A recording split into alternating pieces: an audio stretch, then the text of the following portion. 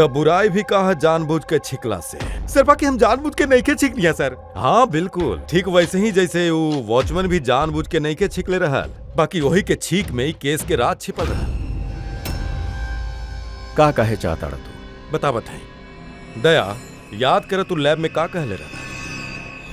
सर केस में केहू कुछ ऐसा देखलस जो शायद असल में भइल ही ना रहे, और केहू के कुछ ऐसा दिखल ही ना जबकि वो ठीक होकर सामने रहे। यार सालू के देखा और एगो पहेली मत बुझावा, वैसा ही बहुत पहेली है दिमाग में। हमके एगो बात बतावा, जब केहू इंसान छीकेला तो सबसे पहले ओकरा साथे का होखेला? ई त छीके वाला के ऊपर डिपेंड करेला सालू के साहब।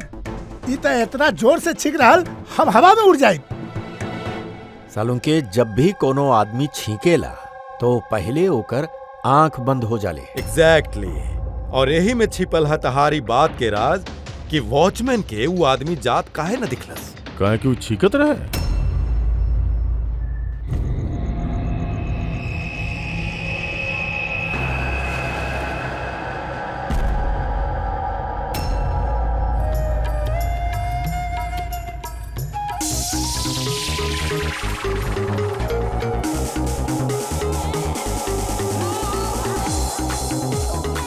ओहो दिमाग खराब कर दिले हमार।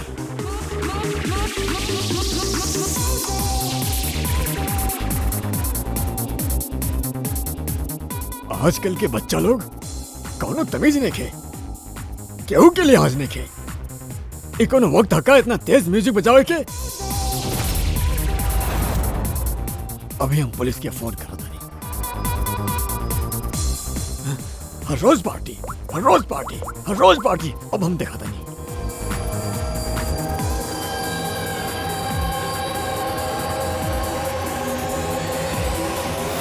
हे, हे, हे! अरे क्या करा था तू? अरे खून, खून! अरे, क्या हुआ यहाँ पे? अरे देखा खून करा था, देखा खून!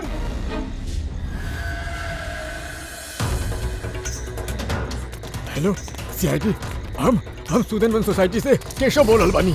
यहाँ एगो लड़की का खून हो गई हा ए विंग 1203 में।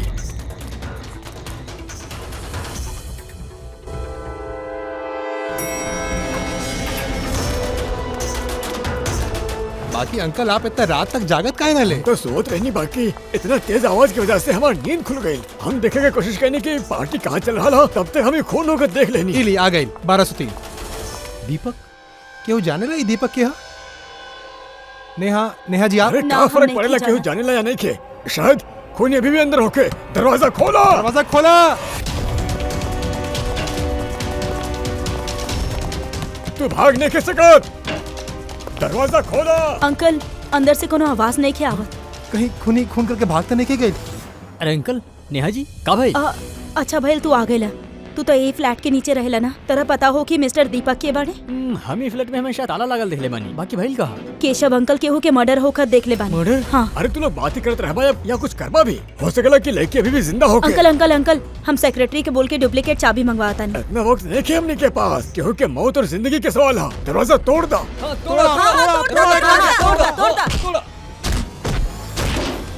अंकल ध्यान से, ध्यान से अंकल, ध्यान से। अरे बाप रे, यहाँ तो बहुत अंधेरा। हाँ। अरे क्यों लाइट लगावा?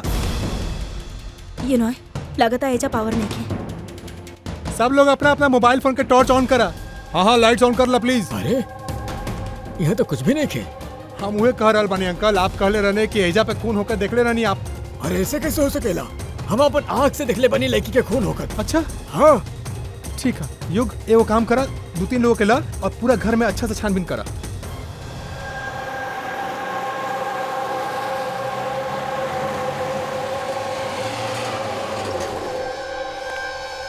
एजा पे तो कुछ नहीं किया, अंदर भी कुछ नहीं के मिलल।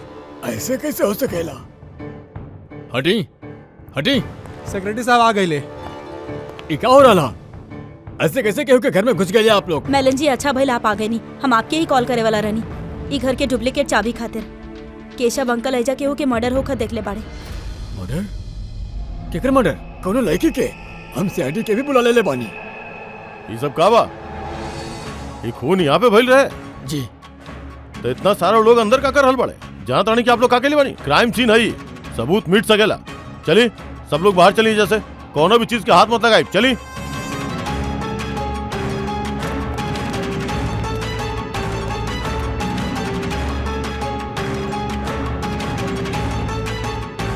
वैसे दया सर, घर के हालत तो देख के नहीं खे लागत था कि केहू एजा पे रहत रहे। काफी दिन से बंद बकाई। हाँ सर, लगत तो नहीं है कि एजा पे कोनो जुर्म भइल बा। हाँ,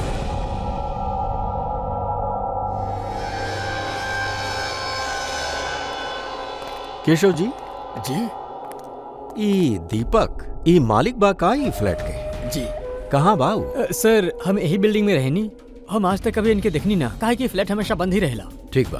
केशव जी आप बताई का देखनी आप एजा पे? सर, हर रोज पार्टी में हम देखत बानी। अब का कर होला? ए केशव जी, आप वो आदमी या लड़का के पहचाने नहीं? जी ना, हम ओकर चेहरा ना देख पाइनी।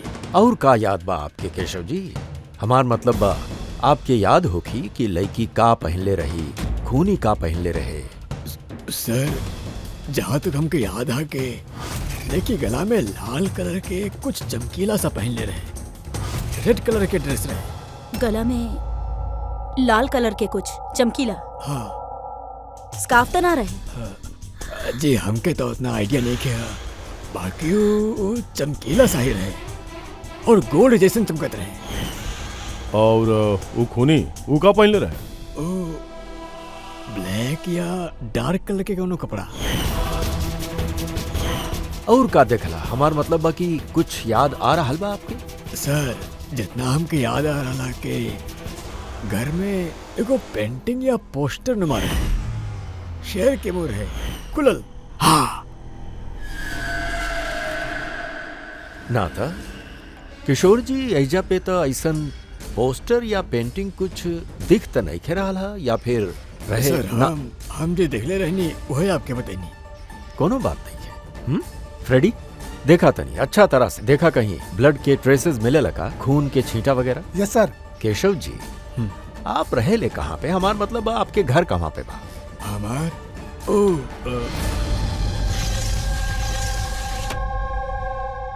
सरू, सामने वाला फ्लैट में हम रही ले। ओ हाँ, वो सामने वाला फ्लैट में। सरू देखी, खूनी खूनी खूनी। कहाँ? क्यों दिखाई तो नहीं दे रहा? अरे अभी देखनी, हम उधर भाग गए। अच्छा, हम लोग नीचे जाके देखता नहीं। हाँ जा। हटी हटी प्लीज, साइड हटी हटी। सर, सचमुच हम देखनी वही जा भागत भाई। बिनोय, कहीं केशव अंकल ये सब अटेंशन पावे खातिर तो ना करल बड़े? वो अगर ऐसे ना करे ना तो ही बेटर है। अब तो सीआईडी के भी बुला ले बाड़े। अगर ये लोगन के पता चलल कि हमने झूठ बोलल बानी तो हमने भी फंस जाई। वो काम करता नहीं, एसीपी साहब से चल के बात करा था। व्हाट डू यू से? एक सेकंड सर, एक्सक्यूज मी, आपसे कुछ बात करे क्या? हाँ बोला। सर वो कहा ना केशव अंकल अकेला रहेले और कई बार बोर भी हो जाले, ता सबके अटेंशन क्रिएट करे खातिर झूठा झूठा कहानी बनावे लागेले। जी सर, ठीक करल बाड़ी। केशव जी कहानी बनावेले? जी बाकी देखी एजा पे तो एगो खून भइल बा। केशव जी ऐसन कहानी काहे बनाई हैं? सरू कई बार झूठ बोल चुकल बाड़े, कई बार हार्ट अटैक के झूठ, उनकर घर पे चोरी के झूठ, और आज तो शायद ऐजा पर मर्डर के झूठ। पता ना उनकर बात पे विश्वास करी कि ना। सर, ये बिल्कुल सही कह रहा। और सर एगो बात और भी, सर ये डिप्रेशन की गोली भी ले ले तो शायद ओकर साइड इफेक्ट के वजह से ऐसा बिहेव कर रहा बाड़े। V never know. Keshav ji कहानी बनावेलन?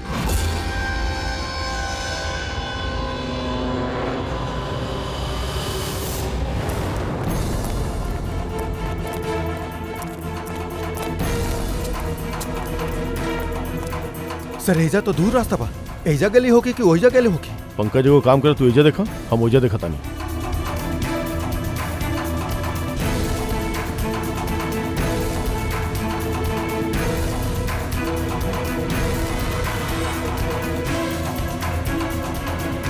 अरे साहब, आपके अंदर कहाँ जा रहे बाड़े? हम सीआईडी से बानी, तोरा मालूम है ना बिल्डिंग में मर्डर भइल बा। मर्डर? हाँ, जब से पता चलल गोद के तरह चिपकल एजे बैठल बानी, ना खुद कहले गईनी ना केहू के जाय देनी। सर ओहिजा तो डेड ही ना सर, एजे भागले होके। ऐसे हो ही नहीं कह सका साहब, एजा भी डेड एंड है। बाकी वो आदमी अभी वेजे से भागल बा 2-3 मिनट पहले। कारहल बानी ना साहब, मुमकिन नहीं क्या। ए, अरे यार का कर रहा था? छींक आ रहा तो ओहिजा मुंह करके मारा, हमार मुंह पे पिचकारी मार रहा था। सर हमारे यकीन करी, एजा से आदमी तक का कौनो मच्छर तक नहीं के गईला। हम अपन ड्यूटी पूरा ईमानदारी और शिद्दत से करत बानी। अब तो तहार जान ले ले बाप। हमरा मुंह पर पिचकारी मारा था। हमरा ई सीसीटीवी कैमरा के फुटेज देखे के बा। ये तो कब से बंद है, यही खातिर हम कुर्सी डाल के एजा बैठल बानी। अरे यार एकरा का करिए सर? वो तरफ भी डेड एंड बा और ई तरफ भी डेड एंड बा। वो आदमी जैसे भागल नहीं खे, गायब कहाँ हो गई बताओ? हाँ दया, का भाई? न जाने कहाँ गायब हो गई सर। हमनी के भी कहीं पे खून ना मिलल उ फ्लैट में। सर न लाश है ना मुजरिम है, ना ही कहीं कोनो खून के निशान। सोसाइटी वालन के लागत बा कि केशव मन गढ़ंत कहानी बनावेलन। सर ये केशव जी सच नहीं के बोल रहा बड़े सर। कहा कि अगर खूनी एजा से भागले होते तो वॉचमैन देखले होते सर। बाकी सर केशव जी झूठ काहे बोली है? वह था काहे झूठ बोली है वो, मतलब समझ में नहीं ख्यावत। कॉलोनी वाला कहेलन कि सबकर अटेंशन अपना तरफ खींचे खातिर ही केशव जी कहानी बना दे।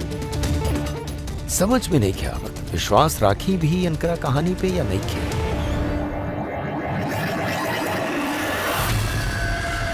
का भइल दया?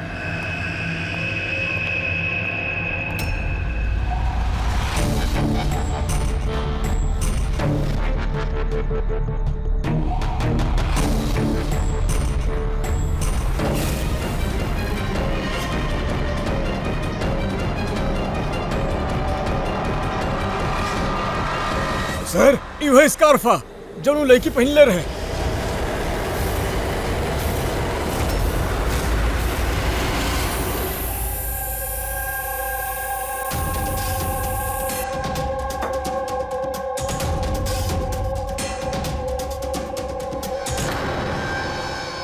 सर अब तक एक ही सबूत मिलल बा, स्कार्फ। अब अगर कोनो तरह सालून के सर स्कार्फ पर खून ढूंढ लेता नहीं तो ये तो पक्का हो जाए कि केशव जी सच कर रहल पड़े। स्कार्फ चेक हो चुकल है पूर्वी, बाकी तहार दिल टूटे वाला। काहे कि बॉस ये स्कार्फ पे हमके खून के तनिक भी ट्रेसेस नहीं खे मिला। खून के ट्रेसेस नहीं खे? सर हम तो कहता नहीं कि केस बंद कर दिल जाए सर। केहू के खून वून कुछ भइल ही नहीं के। हाँ सो जात बानी। सर वो लोग कहत रहे कि वो केशव जी बाड़े ना वो कहानी बनावेले। और अगर ये बार उनका कहानी सच निकलल था? सर तो वॉचमैन के भी खूनी दिखे के चाहत रहे ना, कोनो खूनी तो दिखलस ही नहीं के ओकरा। तो फिर वो स्कार्फ के कहा? अगर केशव जी के कल्पना में से वो स्कार्फ निकलल बा तब बिल्कुल वैसन ही स्कार्फ वहीजा कैसे मिलल बिल्डिंग में? सर ये केस में सवाल तो बहुत बा, बाकी जवाब एक भी नहीं है। दया ई केस में न कोनो क्राइम सीन है, ई केस में न कोनो लाश है, ई केस में गवाह है। बाकी एकर गवाही सांच बा या नहीं खे ई भी पता नहीं खे। और ताउर एगो सबूत भी बा, बाकी एकर हमनी के कोनो फायदा नहीं खे। बा ना अद्भुत केस? ये सही बा कि नजर के धोखा बा। सर ये केस में केहू कुछ ऐसा देखलस जो शायद असल में भइल ही नहीं खे, और केहू के कुछ ऐसा दिखल ही ना जबकि ठीक होकर सामने रहे। पूर्वी एगो बात बताओ, ई तरह के स्कार्फ तू कब पहनी? सर ऐसन स्कार्फ पार्टीज में। पार्टीज में? दया काल रात तो दिल्ली में कई घर में पार्टी चलत रहे। अरे यार हमरा पे कहा छिक रहा ओइजा मुंह कहीं का छिका। सॉरी सर वो ई छीक हमके भी लगल है वॉचमैन से पिचकारी मारत रहे। हम सवाल पूछने ओकरा से ज्यादा तो हमारे मुंह पर छिकत रहे। एक मिनट पंकज तू का बोल रहा? वो वॉचमैन छिकत रहे? हाँ सर बार बार छिकत रहे, बाकी आप ही काहे ला पूछे नहीं? सॉरी कुछ चलत रहे दिमाग में। वॉचमैन छिकत रहे। Interesting, very interesting. युग, प्रीतेश और आनंद, कल रात तू तीनों के घर में पार्टी रहे ना? हाँ मैडम रहे, बाकी अब घर पे पार्टी रखल भी जुर्म है का? इस स्कार्फ के पहचाने ला तू लोग?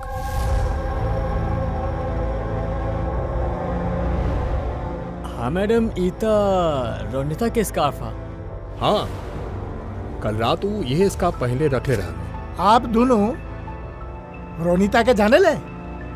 जी हाँ, कल रात वो हमार पार्टी में आयल रहे। सर वो हमरा पार्टी में भी आयल रहे। नंबर दिया तनी सर हमार? तहार का है रोनिता के। अच्छा अच्छा।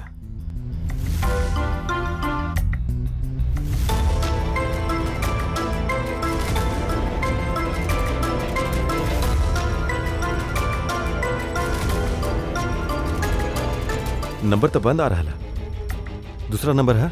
सर लैंडलाइन नंबर है। एली।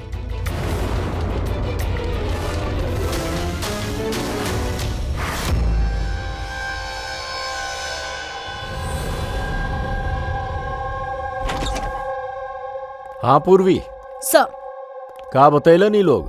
सर उस स्कार्फ कौनो रोनिता नाम के लड़की के बा। पंकज जेकरा घर पे फोन ट्राई कर रहल बा। रोनिता? आखिरी बेर कब देखले रहला रोनिता के तू लोग? सर हमरा पार्टी में तो रोनिता सिर्फ 2 मिनट खातिर रुकल रहे। ओके आनंद के पार्टी में जाके ज्यादा जल्दी लागल रहे। अच्छा। और वो रोनिता पार्टी में अकेले आयल रहे या केहू और भी रहे ओकर साथे? ना सर, केहू ना रहे सर। तो आनंद जी, ई रोनिता कितना देर ले तोहार पार्टी में रहल? सर करीब 1:45 बजे तक। होकर बार वो युग के पार्टी में चल गए रहे। अच्छा,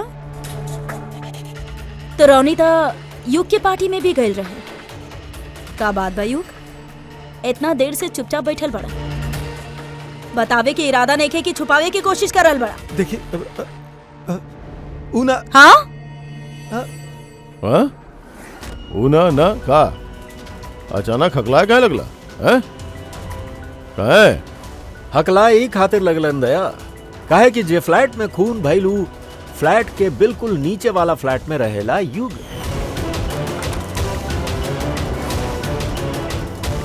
केशव जी के वैजा पहुंचे से पहले ही युग रोनिता के खून कर दिहलस और अपना फ्लैट में आके छुप गई। नहीं के सर। और कल रात ही भी काला कपड़ा पहनले रहे, जैसन खूनी पहनले रहल। नहीं के हाँ? देखिए का हमारे यकीन करी, हम ओकरा के मारले नहीं के। मरले नहीं का? ना ना। तो इतना घबराइल काहे बड़ा तू? हाँ, का छुपा रहल बड़ा? बतावा। कुछ पूछनी हम तोरा से। हाँ? हालांकि हम ओकरा के मारले नहीं के, बाकी हमरा लगा था कि ओकर मौत के जिम्मेदार हम ही बानी। कैसे? सर जब हम चीखे चिल्लाए की आवाज सुनी, छोड़ा हमने तो बाहर के कॉरिडोर में छोड़ा देखी के छोड़ा अपना। अरे रुक एक मिनट छोड़ा अपना तारा के। रुक जा छोड़ा। What's happening? हाँ? There is party going on, you are spoiling my party. ये सब एक कर गलती बा हमार नहीं No, के रोनिता। समझ ला। छोड़ अपना एकरा के। Get lost. Just shut up, ओकरा के छोड़ अपना। बाहर समझावा ना नीला हम के। देखा था नहीं यार, हम देखा था। सरी रोनिता, पार्थ और अनीला भी कल रात से घर ना लौट ले और ये लोग भी रोनिता की तरह पार्टी में रह ले। तो कहीं प्यार व्यार के मामला तो नहीं किया? कहीं कि आजकल के प्रेमी प्यार में मरे मारे पे उतर आवेले। रोनिता के माँ बाप बतैले रहले कि ओकर कोनो बॉयफ्रेंड नहीं है। हो सकेला ही कोनो एक तरफा प्यार होके। हाँ, ये भी हो सकेला। वैसे पंकज, ई अनिला के माता पिता से कुछ पता चला? अनीला और ई पार्थ रिलेशनशिप में रहले सर, और बहुत जल्दी इनकर शादी होके वाला। और ये भी हो सकेला कि दोनों के बीच में मनमुटाव भइल और फिर पार्थ अनिला के मार देहलस। बाकी सर हमने इतना यकीन के साथ ही ना कर सके नहीं, काहे कि मरे वाली लड़की के बाड़ी हमनी के पता नहीं है, रोनिता या अनीला। काहे कि दोनों ही लाल स्कार्फ पहनले रहली और लाल स्कार्फ। अरे बस कर यार। सर आप पंकज के समझाई ना, ये जानबूझ के छींक रहल बा हमरा पे। अरे सर, हम जानबूझ के काहे छीकब सर? केहू जानबूझ के छीकेला का सर? अगर छींकला से केस सॉल्व हो जाए तब बुराई भी कहा जानबूझ के छिकला से। सर बाकी हम जानबूझ के नहीं के छिक लिया सर। हाँ बिल्कुल ठीक वैसे ही जैसे वो वॉचमैन भी जानबूझ के नहीं के छिकले रहल, बाकी वही के छीक में ही केस के राज छिपल रहल। का कहे चाहता रह तू? बता बताई दया, याद कर तू लैब में का कहले रहा? सर, ई केस में केहू कुछ ऐसा देखलस जो शायद असल में भइल ही ना रहे, और केहू के कुछ ऐसा दिखल ही ना जबकि वो ठीक होकर सामने रहे। यार सालू के देखा और एगो पहेली मत बुझावा, वैसा ही बहुत पहेली है दिमाग में। हमके एगो बात बतावा, जब केहू इंसान छीकेला तो सबसे पहले ओकरा साथे का होखेला? ई त छीके वाला के ऊपर डिपेंड करेला सालू के साहब। ई त इतना जोर से छीक रहल हम हवा में उड़ जाई। सालू के जब भी कोनो आदमी छींकेला तो पहले ओकर आंख बंद हो जाले। एग्जैक्टली और यही में छिपल है तहारी बात के राज कि वॉचमैन के वो आदमी जात काहे न दिखलस। काहे कि वो छीकत रहे। ऐसा नहीं के हो सकत साहब, हमार छिकत समय हमारे सामने से निकल जाए हमके पता ना चले, और आज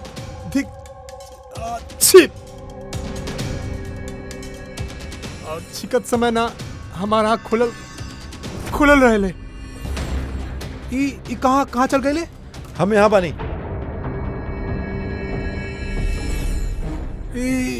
ई कब भइल? जब आप छीकत रहनी और आपकी आंख बंद हो गई रहे तब। अभी तो हर समझ में आयल मुरली, जब तू छिकत रहला तो एजा से कहू भाग गई।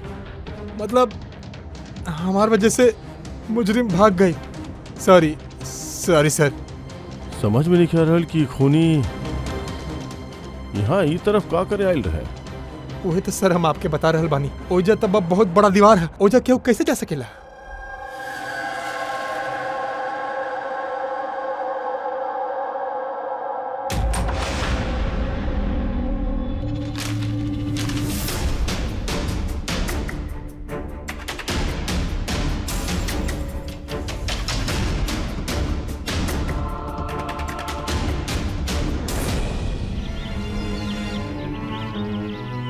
डेड एंड है था, यहाँ से क्यों भाग नहीं सकता। पंकज, सर ही ये खून है। कुछ कह नहीं सकता, सुखल बा। ये देखा,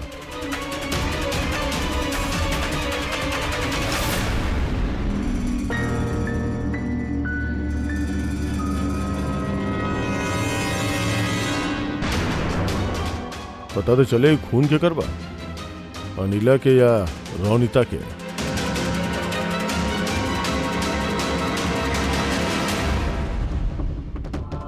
पंकज,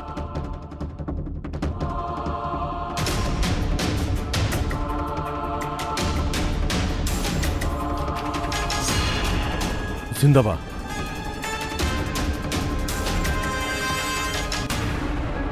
सर ये तो पार्थ है। उठ।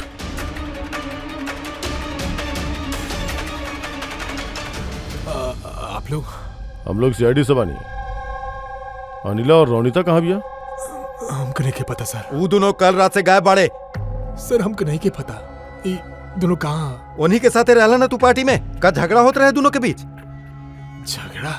हाँ झगड़ा। सर अनिला रोनिता के बोलत रहे कि ओके सर कोनो राज पता चल गई, और रोनिता के राज सबके बता दी सर। कल रात तो तू पार्टी से दोनों साथ ही निकल रहा ना, तो कहाँ गिल रहा? सर उनके पीछे ही रहनी, बाकी फिर वो दोनों पता नहीं के कहाँ गायब हो गए सर। वो दोनों गायब हो गए और तू शराब पी के यहाँ पे सुत गया? हाँ सर हम सोले नहीं के रहनी सर, हम बेहोश हो गए रहनी। बेहोश कैसे हो गया? सर हमरा सिर पे बहुत नोकीनी चीज आके गिरल और हम बेहोश हो गए नहीं सर खून भी निकला है बहुत। सर कहीं एकर सर पे ही चाकू तो नहीं गिरा? हो सकेला। और वो खूनी सर ये चाकू ढूंढे तेजा आयल होके। अब सवाल ये है पंकज कि वो चाकू ऊपर से यहाँ गिरल कहाँ से? और वो दो लड़की रोनिता और अनीता वो कहाँ गई? एगो काम करो, ये पार्थ के हॉस्पिटल भेजे के इंतजाम करो।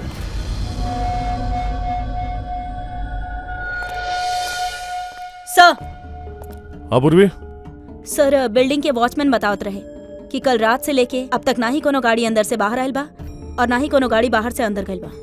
सर पूरा घर छान मार ली, नहीं तो लाश मिलल और नहीं कहीं खून मिलल। फिर ये लाश गायब कहाँ हो गई? एगो काम करा, इस सोसाइटी के एक एक फ्लैट चेक करा, ये कंपाउंड के एक एक कोना। अगर वो लाश ये कंपाउंड से बाहर निकल गई तो यहाँ अंदर ही कहीं होके के चाहिए। देखा था नहीं, जल्दी।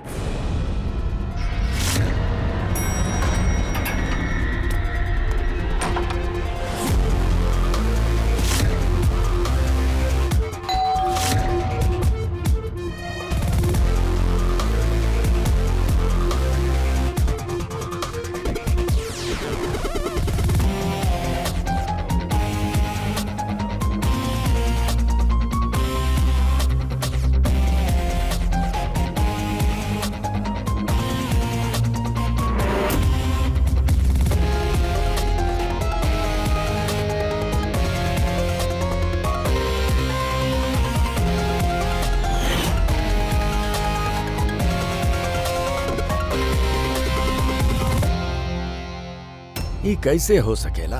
कैसे हो सकेला? ई हमनी वो बिल्डिंग के पूरा तरह से छान मारने, अंदर से बाहर से ऊपर से नीचे से आजू बाजू में भी, फिर भी लाश कहीं पर भी नहीं के। सर ये पहला ऐसा केस बा जहाँ पे न तो लाश बा न क्राइम सीन बा। और तो सर हमने की नहीं के पता कि खून के कर भइल बा, बस ले दे के एगो मर्डर वेपन मिलल बा, चाकू। और सर लाश ढूंढी भी तक कहाँ? लाश की तो बिल्डिंग के अंदर ही होके के चाहत रहे। लाश बिल्डिंग के अंदर नहीं खे, बिल्डिंग के बाहर ना गए तो फिर और तो और दो लड़की भी गायब पड़ी। अब एक के मौत भइल बा, बाकी दूसर की लड़की कहाँ गई? आई केशव जी। नमस्ते एसीपी साहब। आई केशव जी आई, हम आपे के इंतजार करत रहे। बताइए। केशव जी, केस में हमनी के आपके मदद चाहिए।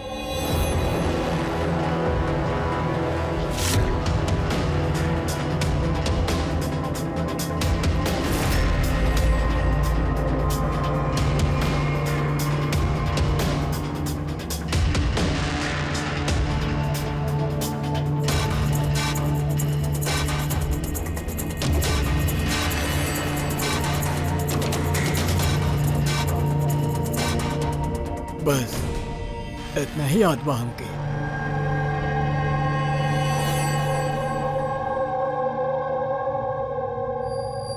केशव जी, ई शेर के मुंह के अंदर था कुछ। हाँ सर, शेर के मुंह के बीच में ही कुछ नंबर्स रहे। बाकी सबसे पहले एगो आधा चांद जैसन रहे। एक मिनट, आधा चांद इला ठीक बा? ओकरा बाद ये 3 भी हो सकेला या 8 भी हो सकेला सर। 3 या 4 0 बा। 0 0 0 और लास्ट में 1 रहे। 1। ये ऐसा देख लें आप। हाँ ऐसे ही रहे। ये का हो सकेला? ये आधा चांद D या 8 जे भी बा। 8 लाख 1। दया, ये चांद के ऐसे रखा था नहीं, 3 या 8 ये जे भी आ एके मिटा देता। कुछ समझ में आयल दया?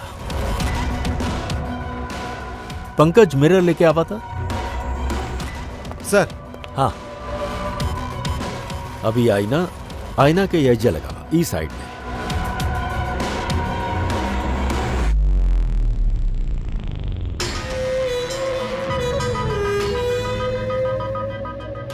$10,000 BC। 10,000 BC। शेर के मुंह में ये तो पोस्टर बा। बाकी सर केशव जी के ये आंकड़ा उल्टा कैसे दिखल? Freddy, patience patience. सब समझ जाइबा ई खून भइल कहवा पे।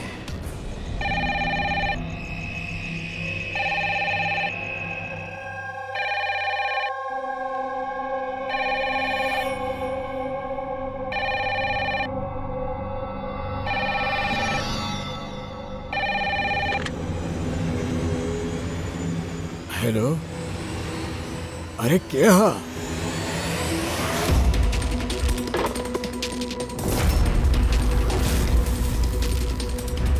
खून है? हमने की सोसाइटी में एक और खून क्या हुआ?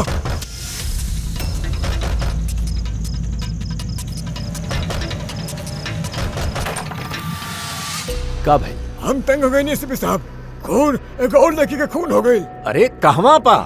उस सामने वाला फ्लैट में। हम तंग हो गए नहीं एसपी साहब। बिल्कुल वैसे नहीं जैसे काल रतिया में खून भइल रहे। बिल्कुल बिल्कुल वैसे जैसे जैसे कल रात के खून भैल रहे। आप जाएं एसपी साहब, जल्दी जाएं। हाँ, पकड़े खूनी के। एक मिनट,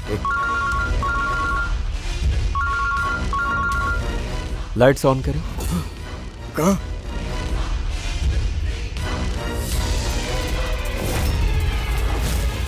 अरे वो तो सीआईडी ऑफिसर हैं।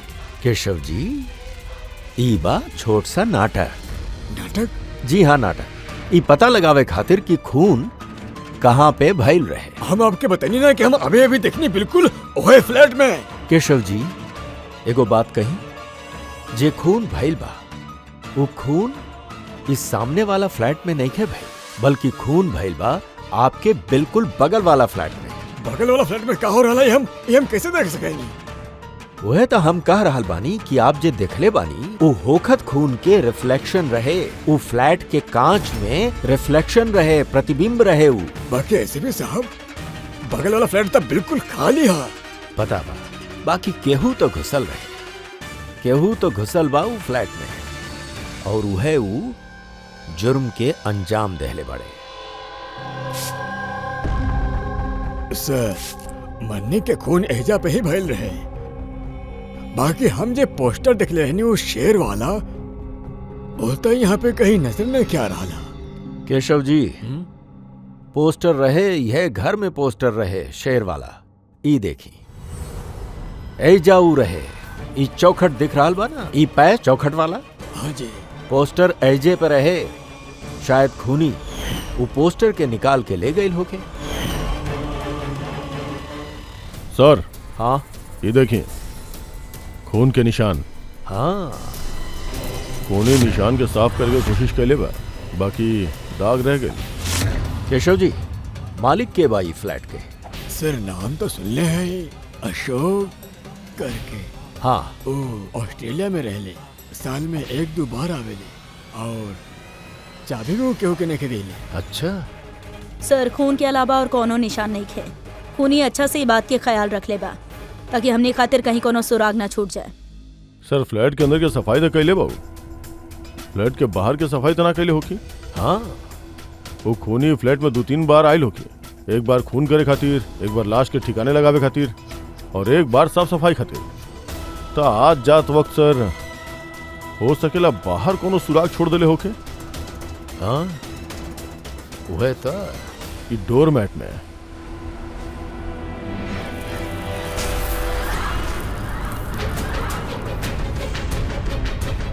रेत और सीमेंट।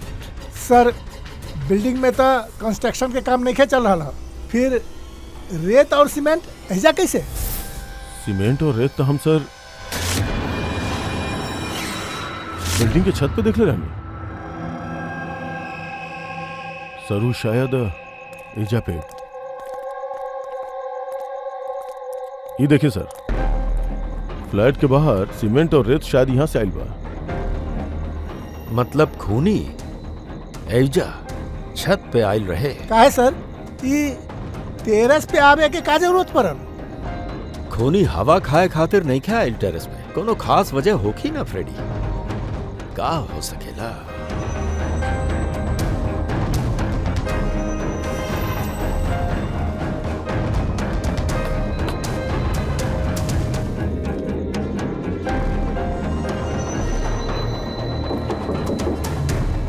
सर, हाँ दया, दीवार खोखला बा सर। और लकड़ी के बा हाँ और एकरा पेंट मारल गइल बा ताकि बाकी की दीवार के साथ मैच हो सके।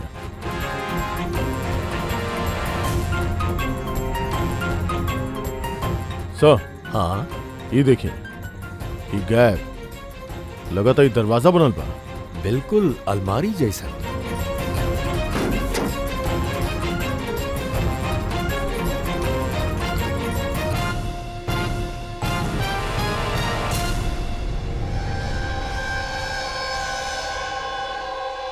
सर रोनिता बाड़ी।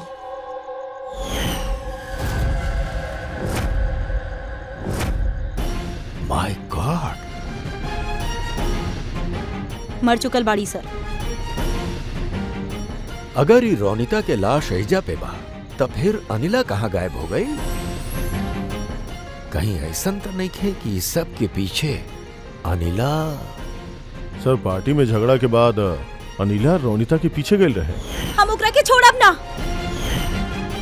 ई जे केहू भी बा, जे भी अलमारी जैसन कंपार्टमेंट बनैले, बड़ा लंबा प्लानिंग कैले बा। ऐसन कंपार्टमेंट एक दिन में नहीं खे बना, हफ्ता ता लगले होखी। सर अगर ये पता चल जाए कि वो कारीगर के हजई खास कंपार्टमेंट बनौले बा तो खूनी तक पहुंचे में ज्यादा मुश्किल ना होगी सर। और फिर छत पे काम करे खातिर तो सोसाइटी के परमिशन लगे। वॉचमैन के भी पता होगी। वॉचमैन से पता करतानी बा के ई जे ई अलमारी वाला कंपार्टमेंट बनैलस। जी सर, बताएं आप हम सबके एजा पे काहे बुलेली बानी? ई बतावे खातिर कि केशव जी सही कहत रहला। वाकई बिल्डिंग में खून भइल बा, रोनिता के खून। और इतना वक्त हमनी के खातिर लगल काहे कि हमनी के सुराग और सबूत गलत फ्लैट में ढूंढत रहनी, काहे कि खून कोनो दूसरी फ्लैट में भइल रहे। और हमनी के यह गलतफहमी के फायदा खूनी उठैलस जब आप सब लोग ई बिल्डिंग में उ फ्लैट में घुसले ही देखे खातिर कि खून केकर भइल बा। बस वह वक्त के फायदा खूनी उठैलस। उ किशोर जी के फ्लैट के बगल वाला फ्लैट में घुसल, रोनिता के लाश ओकरा से बाहर निकलस, कंबल में लपेट देहलस और ले गई लोग के बिल्डिंग के छत पर।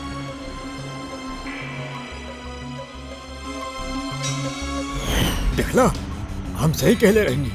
लाश के ऊपर छत पे एकदम खास जगह पे छुपा देलस, जकरा खूनी काफी लंबा प्लानिंग के बाद खास तौर पे बनवले रहे। बाकी कहल जाला ना, मुजरिम चाहे जितना भी चालाक होखे, मुजरिम चाहे कितना भी चालाक होखे, कोनो न कोनो गलती तो कर ही बैठेला। जे हथियार से वो खून कैले रहे, वो चाकू ओकरा हाथ से फिसल गईल और नीचे गिर गईल। और वो नीचे भी आयल रहे वो हथियार के ढूंढे खातिर, जब केशव ओकरा भागत देखले रहे। देखा, हम कहले रहनी ना। बाकी का करी बेचारा, चाकू तो नहीं खे मिलन। अंधेरा जे रहल, फेरू का कैलस? आके आप लोगन में शामिल हो गए। मतलब खूनी हमनी में से केहू एक बा? हाँ, बाकी वो दोबारा वो फ्लैट में गईल और फ्लैट के अच्छा तरह से साफ सुथरा कर देहलस। हमके पता ना रहे कि खून केकर भइल बा, रोनिता के या अनिला के, और काहे भइल। फिर हमनी के पता चलल कि खून रोनिता के भइल जब हमनी के अनिला मिलली। अनिला?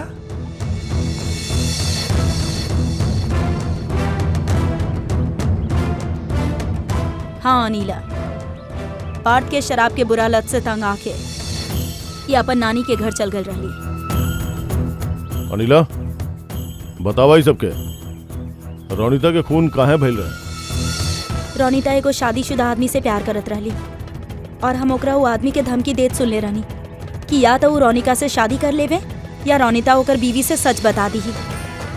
अनिला वो शादीशुदा आदमी के जानत नहीं खे रहे। वो खूनी, वो है शादीशुदा आदमी बा। और वो आदमी के है वो हमनी के बताई।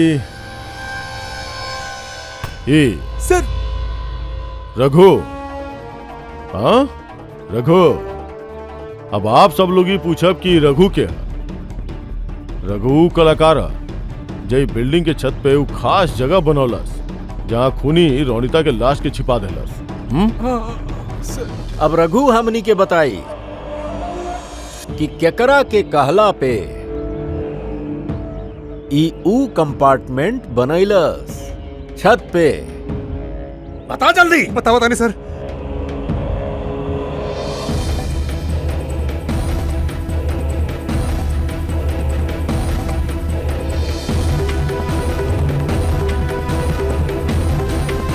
सर इनके कहला पे सर।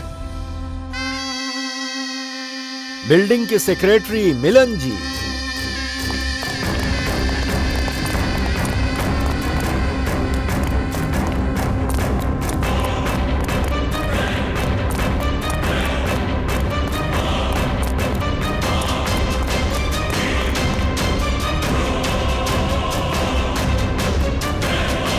ए, रुक जा।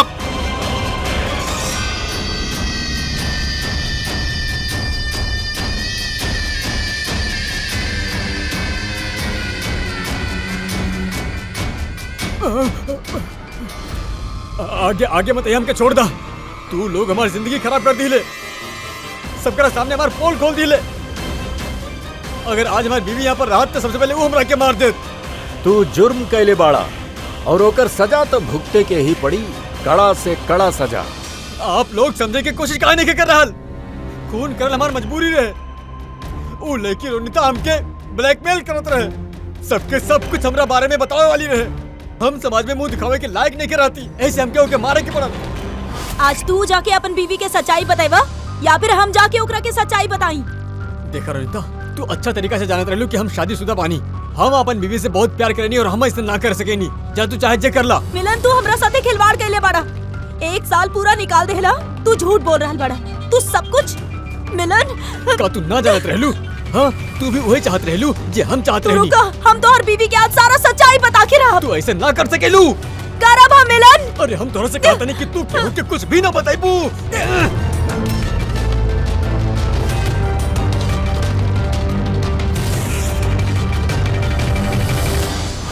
इस सब कुछ उस काम की वजह से भइल। ना हमरा हाथ से उस चाकू गिरत, ना हम ढूंढे जाए तो ना वो स्कार्फ गिरत और ना आप लोग हमरा के पकड़ पाती। मुजरिम दुनिया के कोना भी कोना में जाके छुप जाए, हमसे बच नहीं कर सका। वो तो तब हो सकेला ना जब आप हमके जिंदा पकड़ पाइबा। देखा हम कह रहा बानी कि आगे नहीं है ना, तुम यहाँ से कूद जाए। आई जंप फ्रॉम हियर। देखा आगे नहीं है, आई जंप फ्रॉम हियर। आगे नहीं है, हम यहाँ से कूद जाए। सब आपके ऊपर आई, हम कहता नहीं। कूद जाइबा? हाँ। कूद सकेला? हाँ। तो फिर चला।